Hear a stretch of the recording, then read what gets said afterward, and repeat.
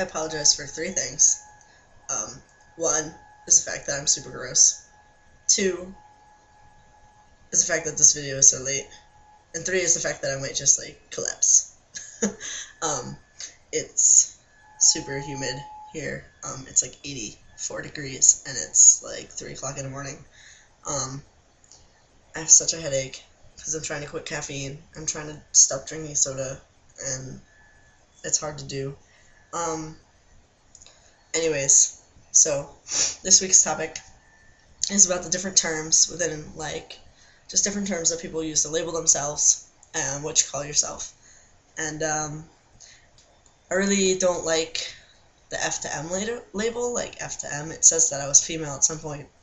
And I honestly have this big, like, issue with gender and how it's just another label, and I really hate labeling, especially myself. Labeling myself is, like, a fail, because it just puts me in a box. I mean, obviously I feel more comfortable with a flat chest. I feel more comfortable being he'd, and with a low voice, and more masculine, and etc., etc.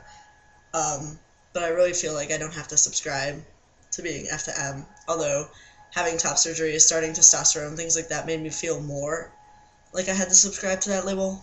But I'm trying not to. I'm trying to just be myself, but it's really hard in a society where, first off, I'm not even accepted anyways, so to call myself something different is completely insane.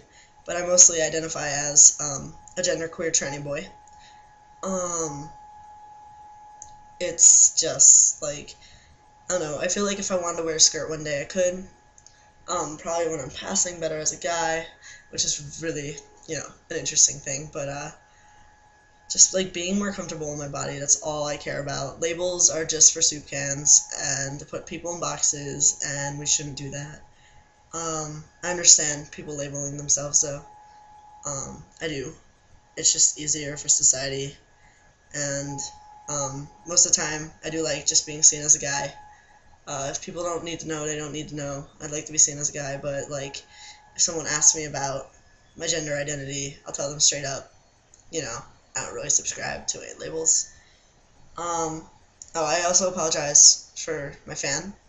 I've never, like, watched my video on a different computer, so I can't, like, not hear the fan. I have to call HP about that. It's really loud and really obnoxious, and I have my laptop set up on 2 books right now. My fan is still, like, working overtime. I don't blame it.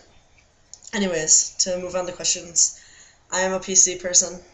I don't like Macs. I grew up with PCs. I can work PCs. I can customize PCs. My stuff you can read because my webcam is not backwards, but if I wanted it to be backwards, I could mirror it. I don't know. I've always used PCs. Mac is, like, I've always had problems with Apple products, regardless. iPods, etc. Just no bueno. Oh my god, I feel so gross. Okay. Casey wanted to know what's one object from our childhood that we'll probably never get rid of. And mine is my baby blanket. And I actually sleep with it in my bed. And, this is my baby blanket. I have loved it to death. It's actually one big knot right now. It's not even a blanket anymore. Like, that's about the most material that you can get out of it. But, it had Peter Rabbit on it at one point, and I don't know, I, like, hid it so, like, my mom wouldn't throw it out, and my grandma wouldn't throw it out when I was younger, and it was in my closet for the longest time. Another thing, I have this, like, obsession with stuffed animals. I don't know if you can see really, but, like, under that blanket and the pillow and stuff, kind of hiding the stuffed animals. And yes, my pillowcase is Toy Story. I also saw Toy Story 3. It was very good. Hayden wants to know what our favorite websites are. He knows what my favorite websites are, but for the rest of you, I love, I'm a Facebook junkie. I jump between Facebook and Tumblr a lot, and LiveJournal. I do have a LiveJournal.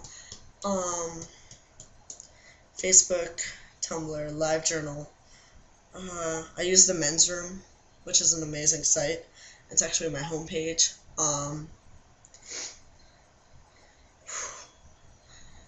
It's too hot to think. I guess Facebook and Tumblr. are my main switchy sites. And, like, I check my school website and stuff sometimes. Miles wants to know about, like, wants to see a piece of clothing that we never wear. And honestly, I have a big bag of clothes at my parents' house that I'm keeping because they're all, like, my old cross-country shirts, band t-shirts that I never wear, just things that I've, like, done that I want to keep that I can't wear. So they're all in, a bag in my parents' house in the closet. So I can't really show you, but I do have some, like, button-up shirts from top surgery that I don't wear anymore, but I might start wearing more. When there's not sweat dripping down my back and sides, which is the oddest feeling, and I just felt some good out of my butt. It is so gross. I hate this. Okay. My question, it kind of came up with, last week. There's a question about our rooms and whether or not they were gendered. And, can someone explain to me what feminine is? Can someone explain to me what masculine is? Like, why do we live by society's stereotypes of these things? And so my question to you is, what is feminine to you, and does it really affect who you are as a person if you wear a pair of girls' shoes, if you wear a pair of girls' jeans, if you have something pink in your room, if you have a dress in your closet, if if your walls are fucking purple? Does it fucking matter, honestly? Does it really, like, affect you that much that you freak out and have to be, like, super stereotypical guy and, like, paint it blue and, like, burn the dress and, like, get rid of the shoes, even if, like, people, I mean, especially with shoes and clothes, like, people can't tell half the time whether or not it's guys or girls. So just explain to me, what is feminine to you, and does it really affect you?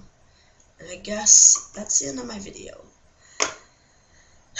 So have a good week, and hopefully you're not melting like I am.